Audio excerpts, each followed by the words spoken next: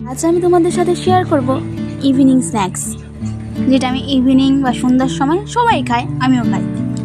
আমি যে রাস্তা দিয়ে যাচ্ছি সেই রাস্তায় লাইট নেই বললেই চলে, তবুও সেই রাস্তা দিয়ে যাচ্ছে, কারণ সেটা দিয়ে বাস স্ট্যান্ডটা না তাড়াতাড়ি পড়ে। আজকে তো বিকালবেলায় বৃষ্টি হয়েছিল, তাই দিদিকে বললাম চল একটু কিছু খেয়ে আসি বাস স্ট্যান্ড থেকে। তো দিদি বলল কি খাবি, চল। আর এটাই তো আমাদের বুনিয়াদপুরের বাস স্ট্যান্ড, তোমরা প্রায় চেনো। তা আমি বললাম অনেকদিন ধরে ফুচকা খাওয়া হয় না, চল আগে ফুচকাটা খেয়ে আসি। এই কাকিমাটার দোকানে ফুচকা খেতে খুব ভালো ছিল, মানে প্রায় এখান থেকে খাই, কিন্তু অনেক সময় খাওয়া হয় না। সেখান থেকে খেয়ে বাড়ি মানে আমাদের পীরতলা দিয়ে যাচ্ছিলাম, তো ভাবলাম একটু মোমোটাও খেয়ে নিই।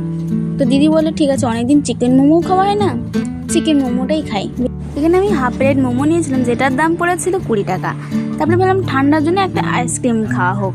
তো মোমো খেয়ে যখন গরম লেগেছে তাই আইসক্রিম খেয়েছিলাম, তারপরে তো বাড়ি চলে এসেছিলাম।